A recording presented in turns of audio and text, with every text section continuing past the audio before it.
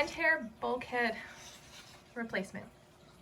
I have a broken bulkhead in a Pentair FNS Plus 60 filter. I can order the parts online. 2 questions. 1, how do I remove the old bulkhead? 2, how do I install the new one? I assume it's similar to the TR series, meaning for the sand filters, the TRs, I've had to replace some of the bulkheads. The FNS series, I have not. But if you take, it should be easier because you should be able to take off the top half of it. I'm trying to remember what the inside of that looks like. But there should be just a giant nut that's screwed onto the pipe directly to the wall where the multi-port would hook up.